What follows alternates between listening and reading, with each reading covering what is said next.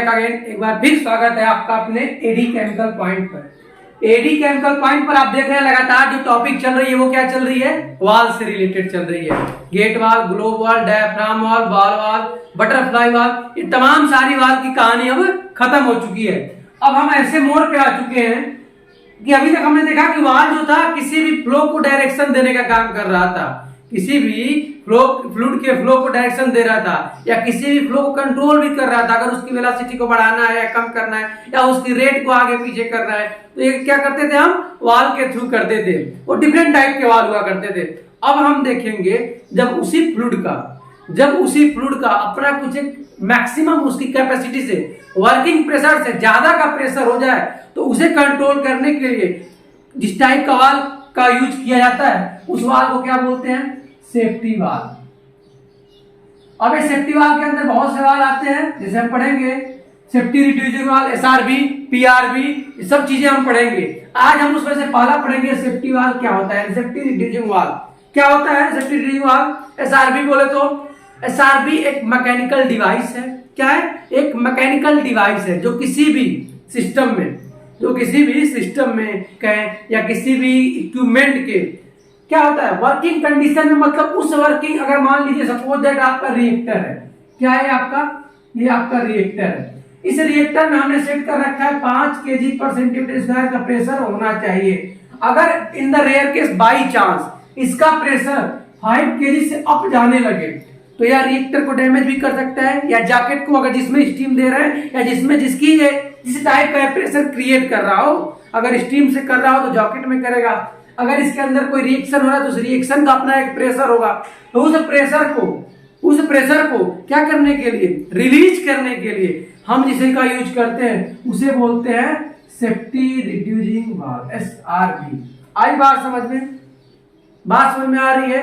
मतलब कि किसी सिस्टम को फेल होने से बचाने के लिए, किसी इक्विपमेंट को फेल होने से बचाने के लिए, या कोई इंसिडेंट होने से उसको बचाव करने के लिए सेफ्टी वाल्व का, जैसा कि नाम से मालूम चल रहा है सेफ्टी वाल्व मतलब सुरक्षित रखने के लिए किसी सिस्टम को, किसका वाल्व कहता है, सेफ्टी वाल्व का। अब ये सेफ्टी वाल्व डिफरेंट टाइप के हो सकते हैं और हम एक एक करके पढ़ेंगे। जैसे कि आप देख रहे हैं spring loaded safety valve, dead weight safety valve, तीसरा लीवर सेफ्टी वाल्व, चौथा high stream and low water supply valve. आई बात समझ में। ये सबसे ज्यादा अगर आपको इंडस्ट्री में देखने को मिलेगा तो 70% आपको स्प्रिंग लोडेड सेफ्टी वाल्व देखने को मिलेगा। ये हो सकता है आपको किसी रिएक्टर के हेडर में देखने को मिल जाए जहां पे जैकेट लगा होता है, जहां पे स्टीम देते हैं वो। और मैक्सिमम आपको बॉयलर में, कहां पे, बॉयलर में 2 जगह पे, एक मेन स्टीम लाइन पर और 2 ड्रम लाइन जो लगा होता है वहां पे आपको स्प्रिंग लोडेड सेफ्टी वाल्व लगा हुआ दिखाई देता है। चलिए ब्रीफली डिस्कस करते हैं किसके बारे में,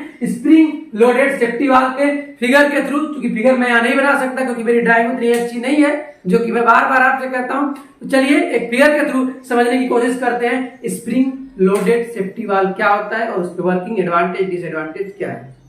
तो ये रहा आपका सेफ्टी वाल्व, जैसा कि आपको स्क्रीन में दिखाया जा रहा है। इसका मैंने एक इंटरनल पार्ट भी दिखाने की कोशिश किया है एज ए फिगर, इंटरनेट के थ्रू गूगल पे डाउनलोड करके, और एक पार्ट की हम यहाँ पे चर्चा करेंगे। जैसे देखिए होता क्या, समझिए आपका ये समझिए दैट आपकी ये लाइन होती है, यहाँ से बिल्कुल ऐसे समझिए लाइन लगी होती है, ऐसे फील करिए क्या होती है, ये आपकी कोई लाइन है, इसमें क्या है, स्टीम जा रही है।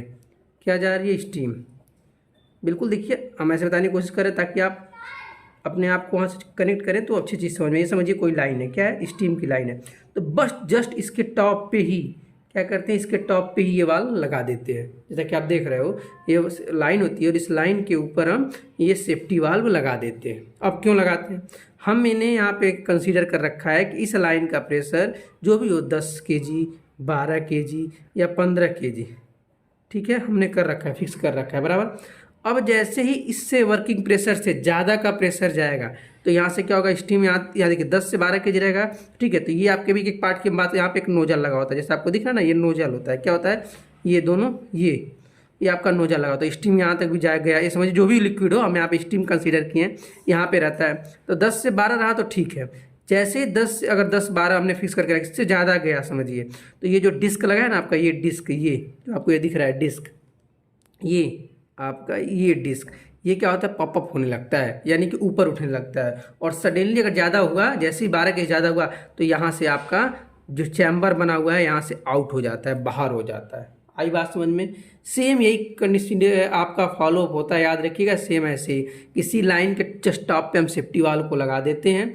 जिस सिस्टम का भी प्रेशर अगर सडनली इंक्रीज होता है तो उसके टॉप पे लगता है, और यहाँ से उस नोजल के थ्रू वो क्या होता है, इसके डिस्क को अगर उसके वर्किंग प्रेशर से ज़्यादा होता है तो उसके प्रेशर के थ्रू ये चैम्बर से होके आपका निकल जाता है एटमॉस्फेयर में। आई बात समझ में। और इसको एडजस्टिंग रिंग के थ्रू क्या करते हैं, हम बैठाते हैं, बराबर से सीट करके रखे रहते हैं। आई बात समझ में।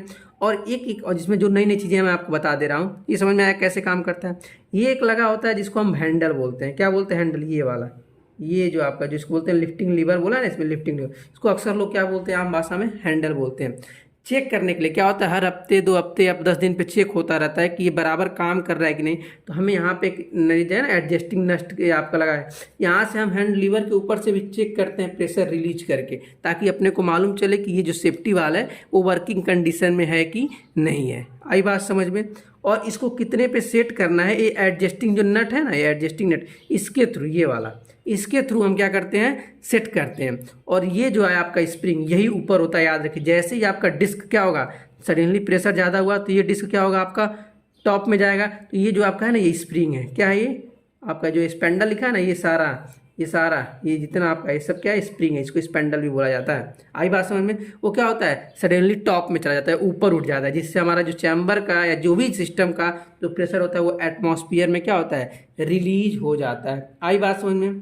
सेफ्टी वाल का सबसे मेन इंपॉर्टेंट बात याद रखिएगा, ये सडनली प्रेशर रिलीज करता है, धीरे धीरे नहीं करता है। सडनली जैसे ही होगा सडनली प्रेशर रिलीज करेगा और फिर पुनः अपनी उसी स्थान पर जाकर बैठ जाएगा। आई बात समझ में। यह है आपका सेफ्टी रिड्यूसिंग वाल्व, जो कि बताया मैं, यहाँ पे एक नोजल लगा होता है, नोजल के थ्रू जाता है, जो नोजल रिंग पे बैठा होता है, और ये डिस्क जो टॉप में जो ऊपर करता है किसको, स्प्रिंग इसके ऊपर लगा होता है। इसके चैम्बर में आपका जो भी एक्स्ट्रा प्रेशर रहता है वो यहाँ पे एज एटमॉस्फेयर में हम रिलीज कर देते हैं।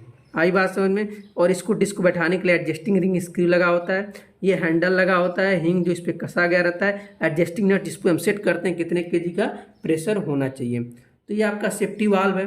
और आगे चर्चा करेंगे जब हम पढ़ेंगे PRV, अगले वीडियो में पढ़ेंगे PRV, प्रेशर रिड्यूसिंग वाल्व, उसमें हम ब्रीफली डिस्कस करेंगे। Thank you friends watching my this video. अगर ये वीडियो अच्छी लगी हो तो लाइक से करें, शेयर करें, और हाँ, इस वीडियो पे प्यार उतना ही दें जितना हर वीडियो में आप देते हैं। Thank you friends watching my again this video.